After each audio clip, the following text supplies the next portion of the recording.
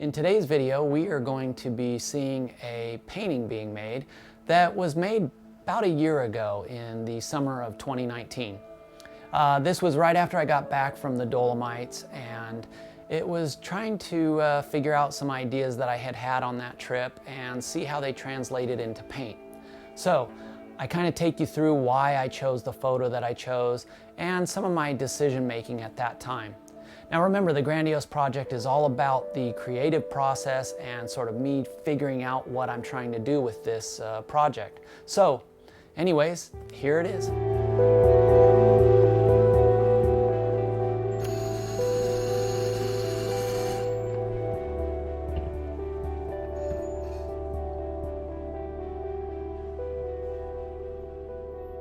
Hey there, my name is John Scane and welcome back to the Grandiose project. I recently returned from a trip to the Dolomites and I've got a lot of new ideas for the project. This painting back here that I'm about to start is going to be of the Dolomites, and it's going to be playing around with some ideas and new directions that I want to take the work. So I've got a lot of stuff, a lot of raw information, and a lot of work that I'm inspired to do. So let's get started. Okay, so the first thing I did was I put all the images into Lightroom and culled through them to kind of get an idea of what I wanted to do with a painting. That's a big part of the starting point for me, is to look at the photos and kind of try to see what ideas pop into my head with how I want to approach a painting. Maybe it's about the color, the light, the shape of the mountain, or maybe it's just an idea I have about space. I kind of like to give myself the freedom to see what resonates with me and then go from there. After I decided on a photo, this one that had a really nice band of light that was hitting it that sort of mimicked the same direction as the landscape and then the clouds behind it. This peak is called Croce dei Toni, and it was from Tre Cime that I was taking this picture. So I really liked the composition of this and the sort of cool colors. So what I did was I went into Photoshop and I emphasized those elements of it. I made it a little bit more dramatic and emphasized the warm and cool aspect of the light and shadow. I then exported it out to Lightroom and made a copy that I could put on the iPad to use while I was working on the painting. Okay, so this is the new video of a Dolomite painting being made.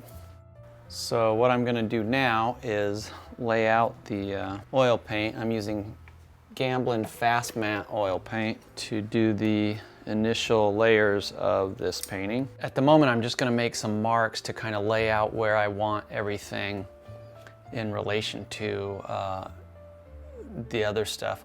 Now, for now, I think I'm just going to work on this big canvas. I'm not entirely sure what I'm going to do there, but I want to see if my idea sort of translates to the canvas before I kind of try to figure out the whole composition. I'm finding this really difficult to try to film this stuff and paint and kind of stay in that headspace of painting. Like, I just tried to start this thing and got the camera all set up and I was recording, and and then something went wrong. I couldn't get the image on the iPad and I had to start all over. So that's part of this process, is having to deal with those things. But when I haven't painted in a while like it's been, it makes everything is just an obstacle sometimes, and it really takes you out of the headspace of painting. So I'm probably going to stop the camera now and kind of work through some ideas, and then I'll pick it back up later. I'm feeling too self-conscious at the moment to have that camera on my back, and it's something that keeps going through the back of my mind that this camera is on, and so I'm going to turn it off and try to focus a little bit.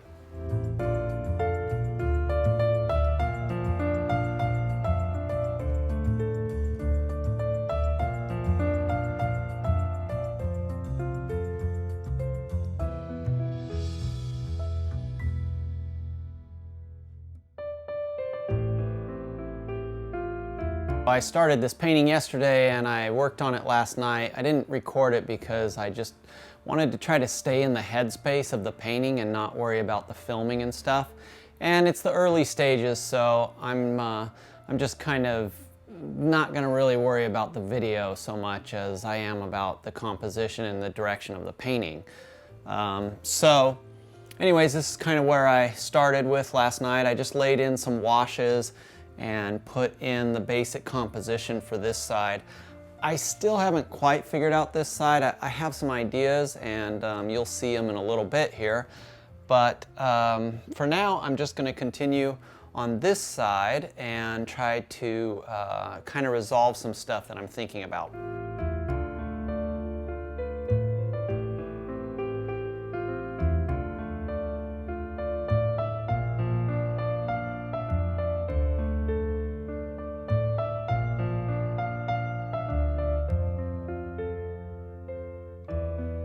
Okay, so I started this painting a couple of days ago, and I finally got the underpainting to a place where I want to work back into it with regular oil paint. I use Gamblin Fast Matte paint for the underpainting because I can build it up and work kind of quickly. It dries in a day or so. And now I'm ready to use like more traditional oil paint and work back into it. So I kind of was stuck with some of the way that I was dealing with the color. I wasn't really sure the direction I wanted to go in. I did this study, just a little one, to kind of figure out the color and figure out a direction that I wanted to go with. It's just on paper, so it's just a little oil sketch. And it helped me figure out some stuff with this one. So I definitely have a direction now that I want to go with this one. The other thing I did was I did this study a couple days ago, and this was just with acrylic, and I had a drawing on this paper, just a line drawing of this waterfall, and it'd been sitting in the studio for a while now, but I wanted to always go back in and paint it. So I grabbed the acrylics and I worked pretty quickly and kind of pretty rough, but I laid this thing out and I'm pretty happy with it. It was mostly to try to figure out kind of the color scheme that I wanted to use, and I'm not quite so sure if I want to go with sort of such a dark palette with this one, but I might. One thing I've been wanting to do since I started this project was figure out a way that I want to deal with color for the different areas like Mount Whitney or the Eastern Sierra as opposed to the Dolomites. And so kind of in the beginning I worked with sort of kind of pinks and earth tones for the Eastern Sierra, and I've kind of been working with cool tones, blues and greens and stuff for the Dolomites. And I think I want to keep going in that direction. Although when I go back in and start working on Eastern Sierra paintings, I don't know, I may change that up. They were a little too pastel for my liking, and it's fine. I mean, that's kind of where I was at then, but I think I've kind of changed my mind as to where I want to go with it now. But I finally kind of came up with an idea for this panel, and originally I had two panels here. There was a little small one and then one that was about, this size. And I may go back to that because the idea that I have might be better with two panels. So you'll see this progress.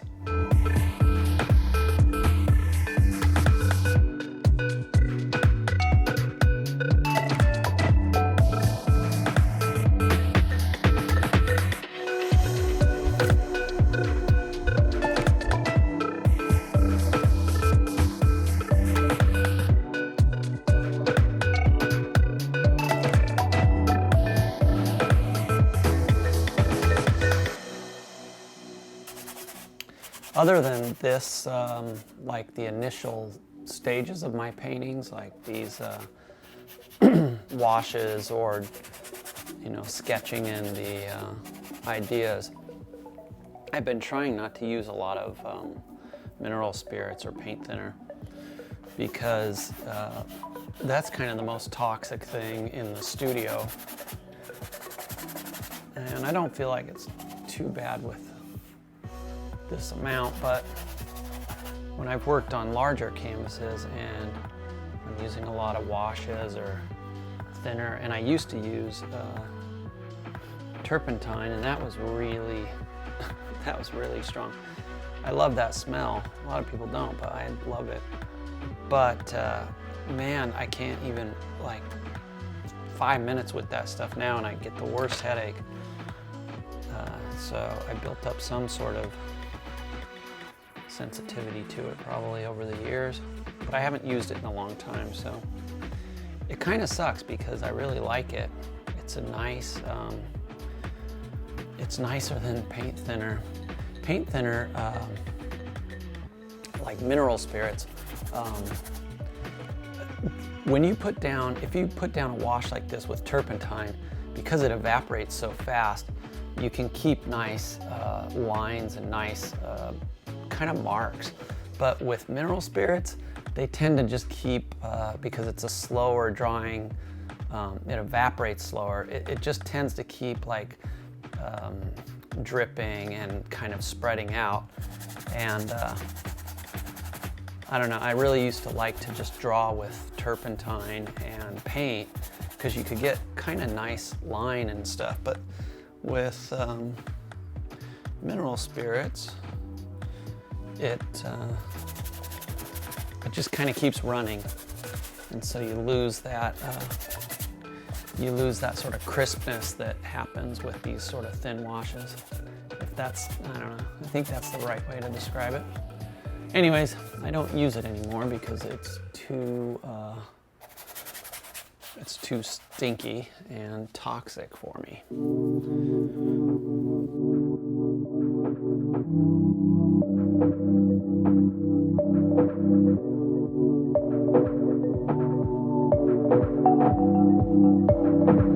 I've been working on this section of this painting and I've got it pretty resolved for now. The thing I want to start working on now are these two sections.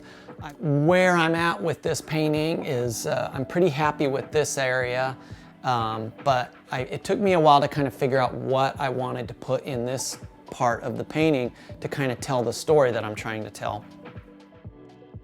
Okay, so as you can see, I've been working on this section since the last time I recorded. I just needed some time to try to figure it out and resolve some stuff.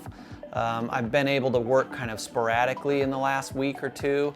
That kind of made filming a little bit more difficult. So since I was kind of starting and stopping and working on this thing sort of sporadically like that, I decided not to even try to film it. But anyways, what I have here is kind of these two separate forest scenes. And what I'm trying to do is have this sort of portrait close-up version of this pine tree on the bottom, whereas these ones are supposed to be like a little bit further back in space. So what I'm trying to play with is this sort of spatial relationship between this being sort of more foreground, midground, and this being kind of more background. And then of course, those will play off of this panel, which is even further back in space. So by separating these things into separate panels, what I'm trying to do, and hopefully can pull off, is that they have these sort of different spatial relationships. And that kind of lends to the idea, like when you're out there in this area, you're kind of walking through forests and you've got these big grand views in the background and stuff. And that's kind of the idea I'm playing with. So that's where this painting's going for now. Okay, so what I'm gonna do now is I'm gonna oil out the surface of this painting. It's sat now for about a week and a half or 2 weeks, and the surface is totally dry. But what has happened is some of the areas have sunken in and gotten a little bit flat. So before I start working back into it, I want to unify the surface and kind of see where everything's at. I was thinking when I was looking at it that this area was a little bit too bright and I want to darken it up, but I want to make sure that it's not just an illusion from the paint surface being kind of sunken in areas. And then over here I want to put sort of this, it's like almost a glaze that I've created. It's like 50-50 medium and Gamsol, which is paint thinner. And then I've added just a little bit of oil color, some Prussian blue to it to give it just a little bit of intensity. And so I'm going to coat the whole surface and then let it sit for a little bit, and then I'm going to wipe it off with a cloth. Then I can work right back into it and continue this painting.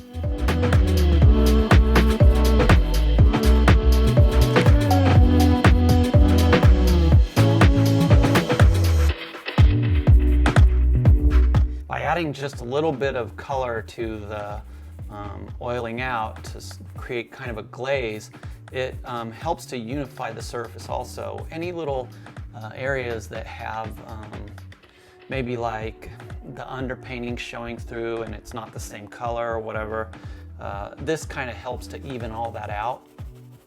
And it fills in any little voids that might be on the paint surface that are catching light in a funny way or don't have the right color, and it sort of makes everything more uniform.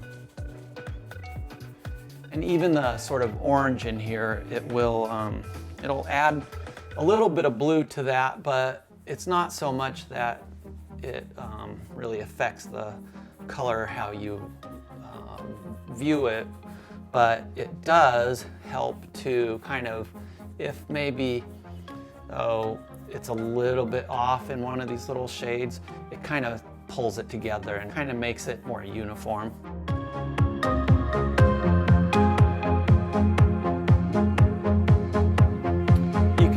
Well, I hope you can see. You can see that by oiling it out, it really changes the surface and makes the colors pop again. They had gotten kind of dull and oxidized from it drying out, and this just sort of takes care of that.